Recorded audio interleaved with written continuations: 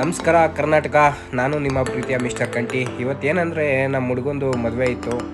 So ಮದುವೆಗೆ ಹೊರಟೆ. ಮದುವೆಗೆ ಹೋಗಿ ಅಲ್ಲಿ ರಿಸೆಪ್ಷನಲ್ಲಿ ಇನ್ನೂ ಹುಡುಗ ಹುಡುಗಿನ ನಿಲ್ಲಿಸಿರಲಿಲ್ಲ. ಸೊ ಅಲ್ಲಿ ನೋಡಿಕೊಂಡು ಅಲ್ಲಿಂದ ನಮ್ಮ ಹುಡುಗನ ಮೀಟ್ ಮಾಡೋಣ ಅಂತ ಹೋದರೆ ಅವರೆಲ್ಲ ಹರಟೆ ಹೊಡ್ಕೊಂಡು ಕೂತಿದ್ರು.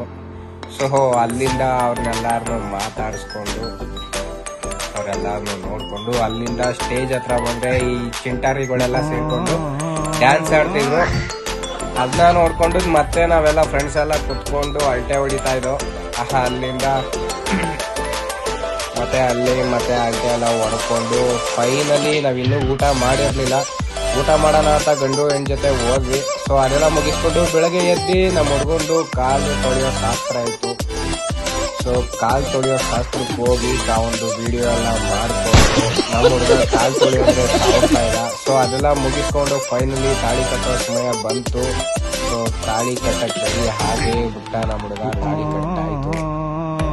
ಸೊ ಅಲ್ಲಿಂದ ಬಂದ್ವಿ.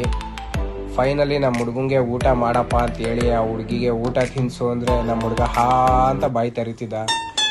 ಸೊ ತಿನ್ನಿಸ್ಬಿಟ್ಟು ನಾವು ಊಟ ಮಾಡ್ಕೊಂಡು ಹೋಗ್ತೀವಿ. ಫ್ರೆಂಡ್ಸ್, ಓಕೆ ಬಾಯ್.